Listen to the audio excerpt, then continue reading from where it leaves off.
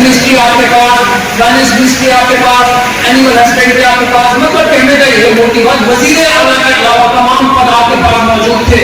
फिर ऐसी क्या वजह हुई, फिर ऐसी क्या वजह बात हुई कि आप जिम्मेदारी किसी और की तय कर रहे हैं, आप जवाबदेही किसी और से मांग रहे हैं।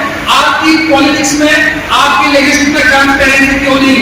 आज हम सवाल पूछ रहे हैं, जवाब को घोषणा पत्र के जरिए रफसान साहब बैठे, हमने उनसे भी बातचीत की, और जो भी एमएलए बनकर इस इलाके को गुमराह करना चाहते हैं, ये कहते हैं दावा करते हैं कि एमएलए बनने के बाद में इस इलाके की तकदीर बदली जा सकती है, तो बहुत बड़ी गलतफहमी के शिकार है और इस इलाके को एक तरह से महरूम कर रहे हैं। सबसे बड़ी बात समझने की यहाँ पर ये दोस्तों कि एमएलए आप बनना क्यों चाहते हैं, और एमएलए बनना इस कौम की तकदीर को किसी को नहीं बदल सकता।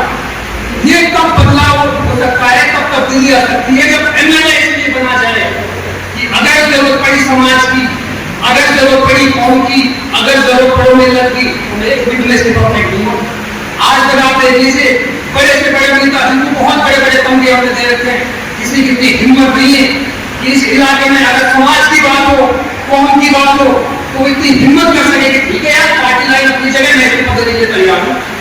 इसी मुहिम में जब दंगे हुए थे, इसी मुहिम में जब दंगे हुए, और मैं पूरे मतलब इसको जज्बात में जलाव नहीं कर रहा हूँ, बहुत प्रैक्टिकल बात कर रहा हूँ।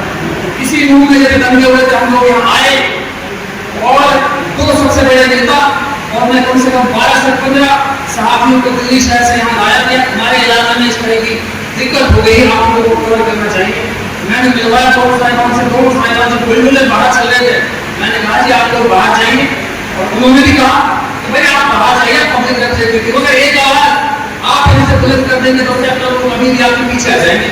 हमसे कहने लगे ठीक है, आप सिविल सोसाइटी हो, आप सहाफी हो, आप दिल्ली में जाकर जंतर मंतर पर प्रोटेस्ट कीजिए, आप प्रेस क्लब ऑफ इंडिया में प्रेस कॉन्फ्रेंस कीजिए। मैंने कहा जब हम ये सब काम कर रहे हैं तो आपकी नुमाइंदगी क्या करनी है, आप सरकार होने का दावा क्यों कर रहे हैं? ये दोनों मेवाड़ के सबसे बड़े नेताओं को ऐसे आई विटनेस कश्मीर के तौर में बता रहा हूँ, और जहाँ ये बात मेहरबानी है मैं कहने के लिए तैयार हूँ। जी सवाल जी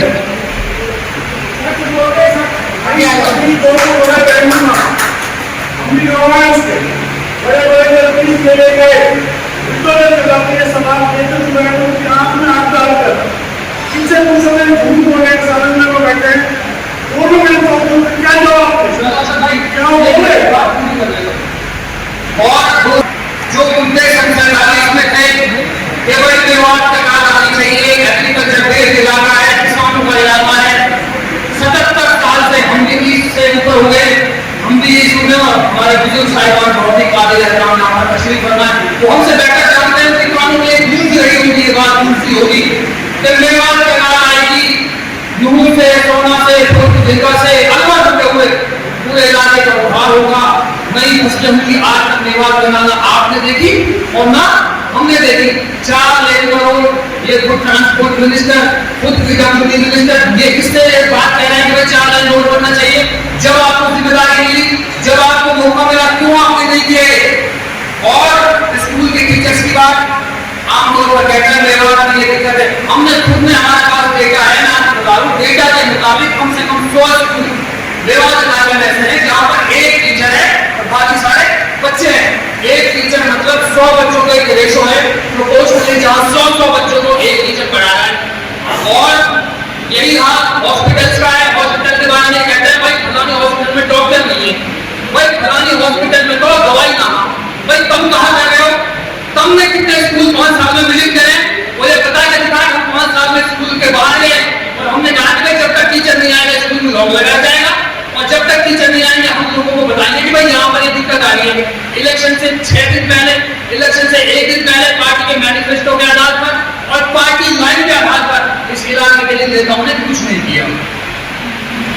और अब बात ये जिसमें मैं आमतौर पर बात करता रहता हूँ, भाई उलेमा इकराम काबिल एहतराम है, काबिल इज्जत, इसमें कोई शक नहीं। अगर आज की लोग कहते हैं भाई 9 में कई उलेमा के साथ की होगी, कई उलेमा के साथ कोई ऐसी बात होगी तो ना होनी चाहिए।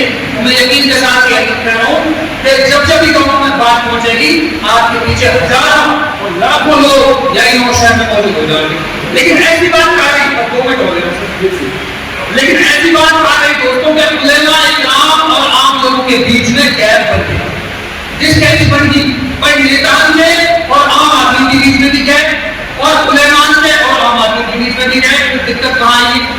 उलेमा इकराम को भाई ये तो हाथ जोड़ के गुजारिश है, इस पर सोचने की जरूरत है कि ऐसे हालात क्यों हुए पैदा और ऐसी नौबत क्यों हुई। और फिर जब दुनिया की बाकी कौमों से आपको एक सबसे बड़ी बात अलग करती है कि भाई मरने के बाद क्या होगा। जब यह बात में सबन की हकीकत है, सबन की श्रद्धा है कि भाई 30 साल हमारी उम्र होगी, हो सके 30-35 साल और पकड़ा ना भी पकड़ा, अनसर्टेनिटी है। जब हकीकत यह बात है